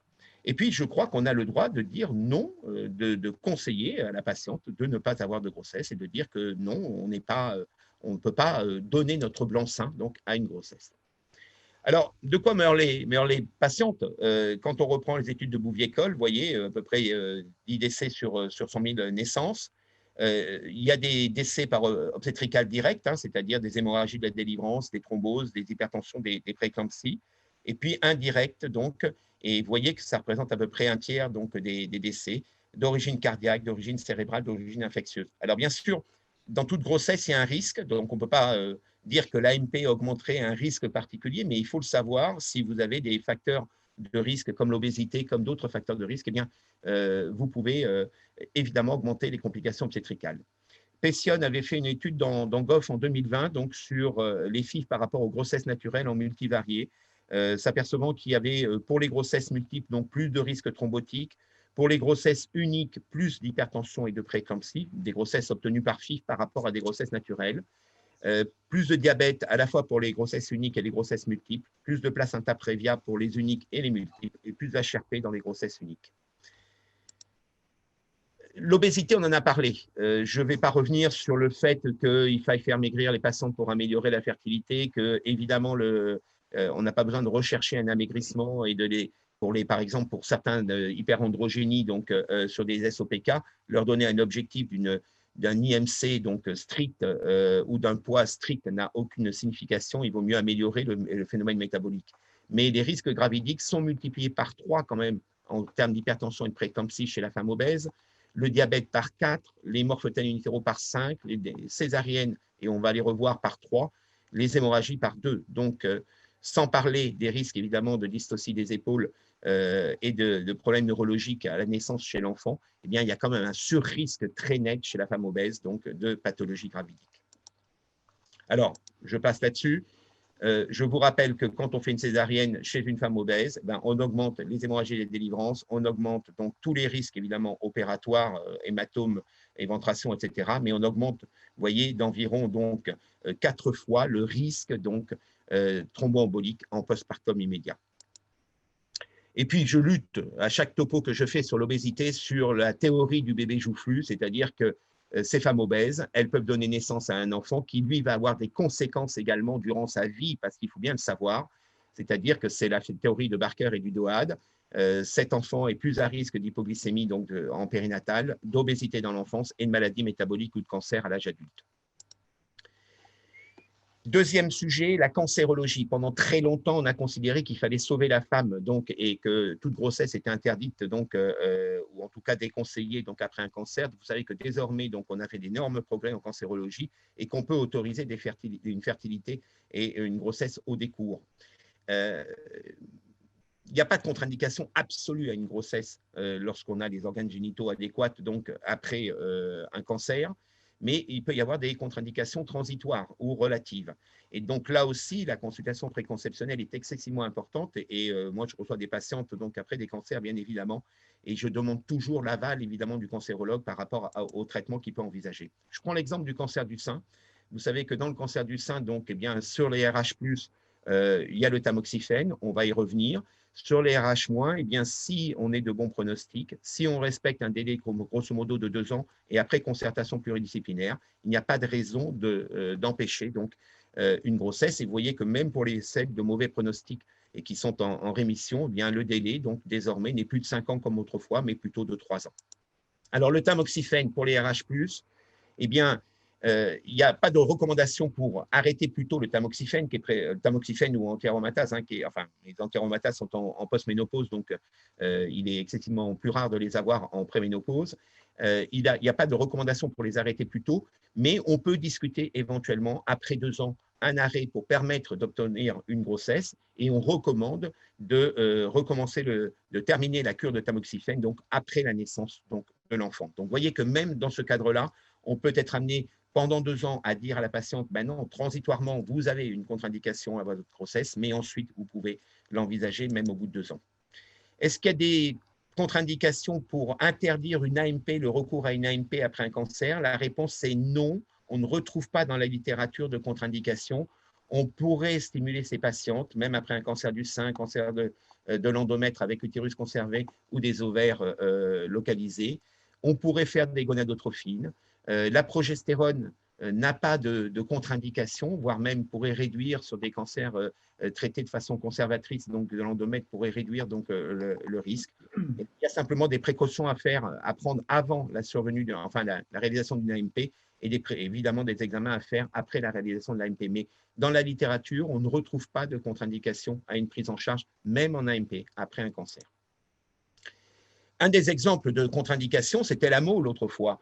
Quand on avait une môle, c'était une contre-indication donc transitoire, mais quand on avait une môle hydatiforme, on avait souvent donc un délai d'attente donc de 2 ans, voire 1 an pour une môle partielle, donc à respecter. Aujourd'hui, les recommandations ont complètement changé. Vous voyez que pour une môle partielle, hydatiforme partielle, eh bien, vous avez 3 HCG hebdomadaires négatifs qui sont nécessaires, pas plus. Pour une môle complète, désormais, le délai d'attente est de 6 mois. Au bout de 6 mois, on peut réenvisager une grossesse. Et même pour les tumeurs trophoblastiques, donc de bas risque ou de haut risque, vous voyez qu'on demande d'attendre 12 à 18 mois. Donc, il n'y a plus ces contre-indications comme il y avait autrefois. Et si jamais la grossesse survient avant le délai recommandé, il n'y a pas d'indication à réaliser une interruption médicale de grossesse chez une femme qui a eu précédemment une môle. Certaines contre-indications vont quand même, certaines recommandations, voire contre-indications, vont quand même persister. Je vous cite ici le syndrome de Turner, c'était les recommandations ABM et CNGOF. Vous savez qu'une dilatation aortique donc, supérieure à 25 mm par mètre carré ou 35 cm2 donc, eh bien, est une contre-indication. D'autres antécédents donc, sont également des contre-indications dans le syndrome de Turner. Je vous rappelle qu'il peut y avoir aussi des varices œsophagiennes. Et vous voyez que le syndrome de Turner, ce n'est pas que les contre-indications cardiovasculaires. Vous avez un certain nombre d'autres atteintes du syndrome de Turner qu'il va falloir prendre en considération.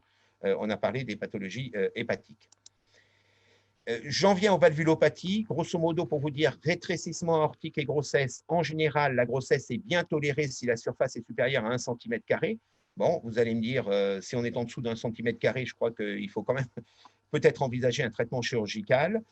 Si la surface est inférieure, eh bien, vous allez avoir des risques au moment de l'accouchement, des risques de décompensation en fin de grossesse. Donc, il faut discuter la dilatation. Si vous avez un rétrécissement mitral, le rétrécissement mitral donc, peut être responsable de plus de complications que le rétrécissement aortique avec OAP, avec ACFA et embolie artérielle, donc, qui sont des accidents plus fréquents. Néanmoins, la mort de la patiente reste quand même exceptionnelle et donc l'idéal, c'est encore une fois de régler le problème avant la grossesse et de dilater toute patiente qui a une surface inférieure à 1,3 cm² et qui désire avoir une grossesse. Sur les insuffisances aortiques et insuffisances mitrales, c'est en général des fuites qui sont mieux tolérées que les rétrécissements, mais néanmoins, si la fuite est importante, eh bien, il peut y avoir donc la nécessité donc d'introduire un traitement donc par bêta-bloquant plus ou moins inhibiteur capsique. Et si les signes persistent, donc, eh bien, on peut être amené à faire une plastie avant la survenue d'une grossesse. Ce qui peut poser un problème, c'est certaines insuffisances aortiques donc aiguës ou accompagnées de dissection, les endocardites, les anévrismes de l'aorte donc, ou les bixus pudiques, qui peuvent nécessiter une chirurgie urgente pour éviter donc, des décès pendant la grossesse. Donc, vous voyez que les valvulopathies, finalement, les insuffisances valvulaires donc, sont plutôt bien tolérées, sauf si elles sont aiguës. Les rétrécissements mitraux sont à surveiller et les rétrécissements aortiques sont moins à risque. Alors, on en a parlé tout à l'heure aussi, la thrombose. Si nous faisons de l'AMP, nous savons que nous avons une augmentation de la thrombose veineuse, mais également thrombose artérielle. Souvent, le risque existe en AMP au début de la grossesse avec les phénomènes d'hyperstimulation ovarienne. Et vous savez qu'il y a des décès qui sont décrits après hyperstimulation ovarienne, des décès maternels. Donc, il faut savoir qu'il y a une incidence des thromboses qui est un petit peu augmentée, que ça accompagne souvent l'hyperstimulation ovarienne, et que souvent, les patientes qui font des thromboses avec une hyperstimulation ovarienne sont porteurs de thrombophilie. Donc, ça doit nous faire bien prendre conscience de ce risque. Alors, si vous rajoutez là-dessus une obésité, si vous rajoutez là-dessus d'autres facteurs de risque, évidemment, vous avez la nécessité de faire une prophylaxie. Et donc, je vous ai rappelé ici les recommandations donc, de l'ABM avec la prophylaxie. Antécédent d'une thrombose sans facteur de risque, surveillance, etc. Antécédent de thrombose avec thrombophilie, dose prophylactique, etc. Dernière chose, parce que nos patientes ont quelquefois des infertilités secondaires à la suite d'utérus cicatriciels, et il n'est pas rare de voir des patientes qui viennent quelquefois après des ligatures tubaires sur des utérus tricicatriciels, nous demander, donc, parce qu'elles ont changé de conjoint, qu'elles sont encore jeunes, d'avoir recours à l'AMP pour les prendre en charge. Et je dois dire que par rapport au début de ma carrière, je vois de plus en plus de femmes qui ont des utérus quadri, penta, voire hexacicatriciels, c'est-à-dire la dernière, elle avait 6 cicatrices de césarienne, enceinte spontanément, je vous rassure. Quel est le risque? Vous avez les recommandations ici du CNGOF. Vous voyez que pour le CNGOF, un antécédent de rupture utérine était une augmentation majeure du risque de nouvelles ruptures utérines et donc il était recommandé de faire une césarienne prophylactique. Vous avez ici une étude donc américaine qui a été produite avec un antécédent de rupture utérine. Pour eux, le risque de survenue d'une nouvelle rupture utérine donc, était égal à 0, mais variait entre 0 et, voyez, 16%. De déhiscence 0. Bref, cette étude nous paraît donc tout à fait sympathique en nous disant, vous voyez, il y a des déhiscences qui sont retrouvées, mais il n'y a pas de rupture utérine. En nous disant, on peut y aller sans problème après une rupture utérine, ce n'est pas l'avis du collège. Donc, en conclusion, je voudrais rappeler que nous sommes responsables, les médecins de l'AMP, de la grossesse qui est issue de l'AMP. On ne doit pas s'arrêter en se disant, on a obtenu la grossesse et puis derrière, on s'en lave les mains. Non. Si vous avez des femmes qui sont à risque pour une grossesse, un risque gravidique, il faut que vous en teniez compte avant votre prise en charge en organisant une consultation préconceptionnelle et conseiller à la femme peut-être de ne pas être enceinte. Interdire à la femme d'être enceinte est quasiment impossible parce que de toute façon, mais si vous avez une intervention médicale pour qu'elle soit enceinte, là, vous avez votre responsabilité qui est engagée pour moi. Est-ce qu'il y a des contre-indications formelles? Je vous ai surtout parlé de contre-indications transitoires, c'est-à-dire qu'il fallait peut-être traiter, prendre en charge la patiente avant. De toute façon, il faut rappeler quand même à toutes les femmes enceintes par AMP ou en dehors de l'AMP que la grossesse, c'est toujours un pari médical, c'est-à-dire que vous avez des femmes qui n'ont aucun antécédent, qui sont enceintes et qui feront des catastrophes. Par rapport à notre cas que je vous ai présenté tout à l'heure, son premier réflexe après avoir été césarisée, c'était de nous dire qu'elle ferait une 3e grossesse une fois qu'elle aurait eu sa greffe pancréatique. Je vous rappelle qu'elle était déjà greffée rénale. Je vous remercie. Eh bien, merci Philippe. Merci pour ton topo extrêmement complet comme toujours. Bravo. Alors, nous avons plusieurs questions par chat. Alors, je voulais juste dire un mot personnel. Je crois que tu as tout à fait raison de dire que les médecins ne sont pas des prestataires de services et que nous ne sommes pas tenus de donner satisfaction à toutes les demandes et que notre responsabilité est fortement engagée et que, bien sûr, quand la grossesse est spontanée, on peut empêcher les personnes de demander un rapport, mais il est important d'avoir donné un avis et je pense qu'il est bon de le donner par écrit de façon à ce que les choses soient parfaitement claires. Et a fortiori, quand c'est une AMP, notre responsabilité est encore plus engagée quand on s'engage, parce que si ça ne se passe pas bien, forcément, ça va se retourner contre nous. Donc, on n'est pas obligé de sauter par la fenêtre si on nous dit de sauter par la fenêtre. Tout à fait. Et je pense qu'il est tout à fait légitime de dire, écoutez, moi, je n'adhère pas à votre projet, demandez d'autres avis. Demandez d'autres avis. On n'est pas les seuls sur la place. Allez voir. Le code de santé publique ne t'oblige pas en tant que médecin à accepter de faire un acte médical sauf pour sauvetage vital, et que par contre, ça t'oblige à indiquer le nom d'un autre médecin qui pourrait recevoir la patiente. Point. On va donner un autre avis. Voilà. Exactement. Ça, je crois que c'est vraiment extrêmement important et il faut bien dire que le médecin ne distribue pas des médicaments comme au supermarché, mais qu'il engage totalement sa responsabilité professionnelle. Et que si ça ne se passe pas bien, les mêmes personnes qui sont prêtes à signer des décharges et n'importe quoi seront les premières à attaquer en disant vous m'avez laissé en gros être enceinte sans m'avoir bien expliqué les risques, etc. Donc ça, c'est extrêmement important. Alors, je te transmets donc les réponses que nous avons, les questions que nous avons reçues par chat. Alors, d'abord un cas, une patiente opérée de multiples reprises à la suite d'une tétralogie de Fallot, insuffisance cardiaque, ne pouvant se passer de diurétique. Elle a 35 ans, une AMH à 0,35. Le cardiologue ne contre-indique pas formellement une grossesse. Pour le moment, en raison du Covid, j'ai mis la demande en stand-by. Qu'en pensez-vous? Je crois que, on a l'avis cardiologique. Les diurétiques sont en général contre-indiqués pendant la grossesse, mais on peut mener une grossesse avec des diurétiques. Simplement, il faut compenser, je dirais, les risques de perte de sel et compagnie.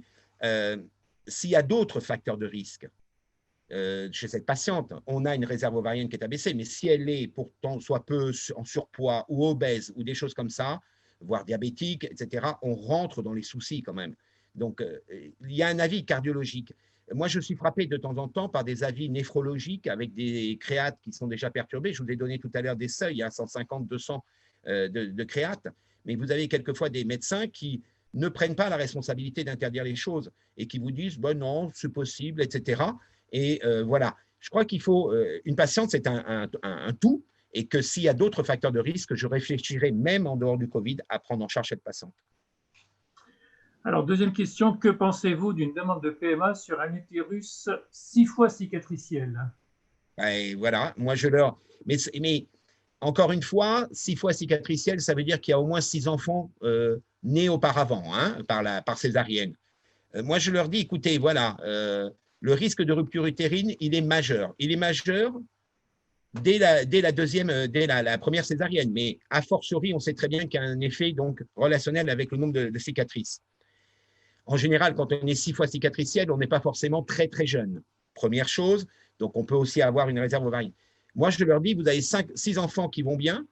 Est-ce que vous voulez que ces 6 enfants se retrouvent à un moment donné, peut-être avec une mère qui aura fait une rupture utérine cataclysmique, qui a pu avoir un engagement de son pronostic vital, etc.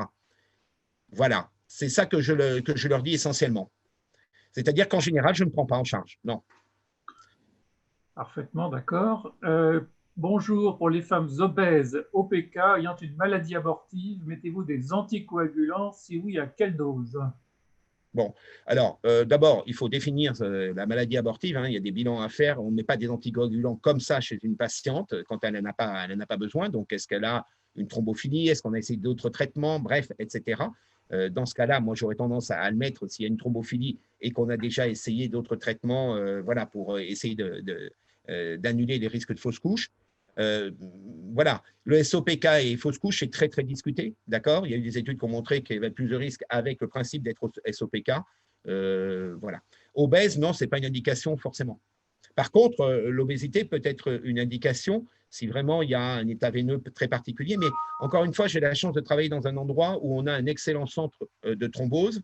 Et donc, quand vraiment on a des indications comme ça un petit peu limites, l'obèse, il y a des discussions en fin de grossesse, parce que vous savez que le risque majeur pendant la grossesse de la thrombose, c'est quand même un risque qui est multiplié par 50 hein, par rapport à une femme qui prendrait par exemple une pilule de 3e génération. Hein, on a 50 fois plus pendant la grossesse. Donc vous voyez, on a fait tout un cirque sur la pilule de 3e génération. On n'a pas interdit aux femmes d'être enceintes. C'est au moment de l'accouchement et dans les 6 semaines du postpartum.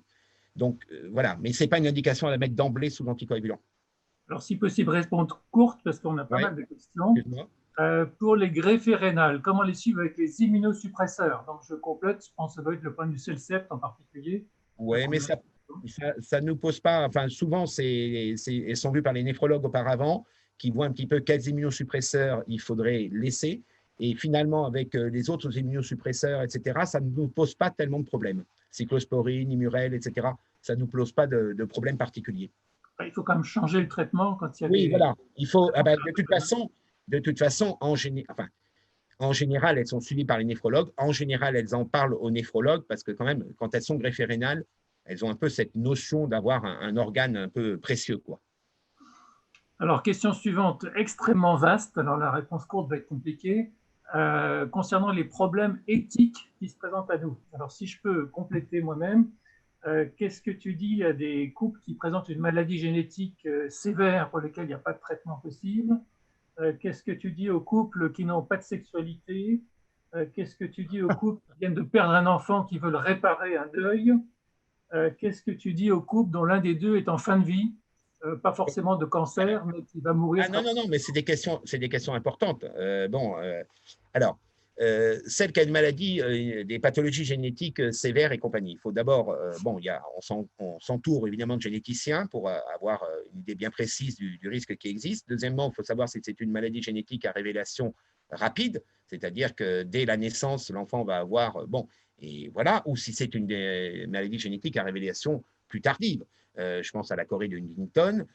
En général, l'enfant, il n'est pas malade dès la naissance, d'accord? Et c'est des pathologies qui surviennent vers 45-50 ans.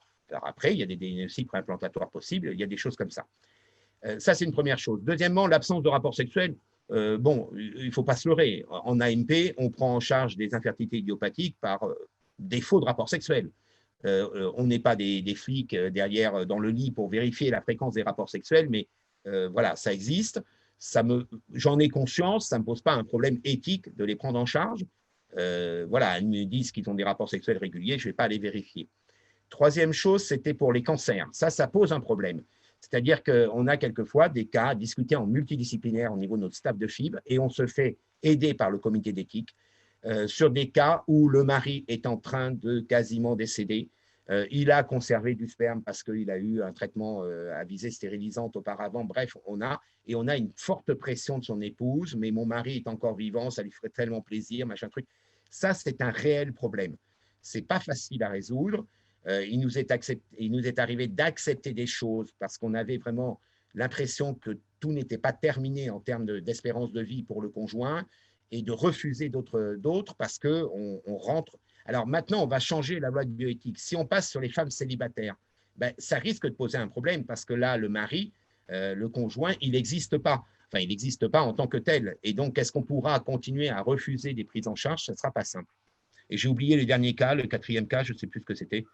Non, c'était les gens qui viennent de perdre un enfant, qui cherchent à réparer un deuil. Je crois que je leur conseillerais, si jamais on n'est pas dans une urgence absolue, si vous voulez, de concevoir du fait de l'âge de la patiente, je leur conseillerais d'avoir le temps de faire le deuil. C'est un peu le sujet que je traiterai demain avec l'intervalle entre deux grossesses dans la session de David. Il reste deux petites questions, puis après on va clôturer. Okay. Retard psychique limite avec un handicap moteur, est-ce que ça représente une contre-indication? Mais là aussi, c'est pareil. Je dirais que c'est pareil que la génétique, c'est-à-dire qu'on s'entoure.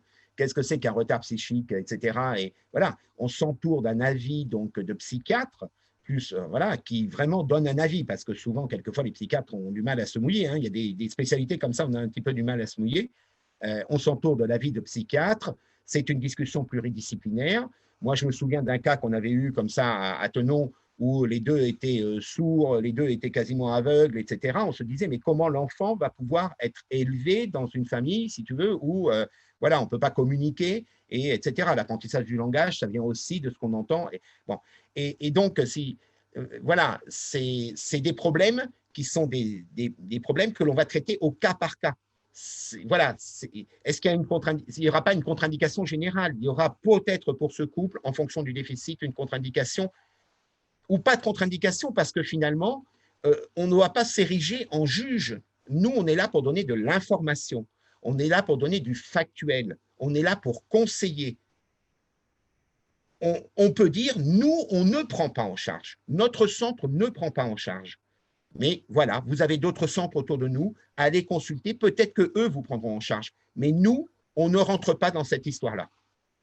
Non, je crois que prendre plusieurs avis, comme on a déjà dit, c'est toujours une excellente chose quand les cas sont compliqués et difficiles. Hein. Bon. Et on n'est pas obligé d'accepter. Non, ce que je veux dire. Pas du tout. Dernière question, grossesse et autospongiose. Oui, bah, oui. On sait qu'il y a un impact, on sait qu'il y a un effet hormonal sur l'autospongiose. J'en ai pas eu beaucoup, mais bon, voilà, je prendrai l'avis d'un ORL, mais je ne contre-indiquerai pas forcément, une grossesse pour une autospongiose. Peut-être que l'ORL dira à la patiente, ben, vous risquez d'avoir une perte de l'audition, etc. C'est des cas particuliers. Encore une fois, quand on a la chance, quand on fait de l'AMP, de les voir en amont. Donc, si on fait un bon interrogatoire, si on a quelque chose qui nous évoque une possibilité d'impact de la grossesse sur la maladie, eh bien, on s'entoure d'un avis complémentaire. Voilà. Et le tout sera discuté en staff d'AMP pour avoir l'avis global de l'ensemble de l'équipe.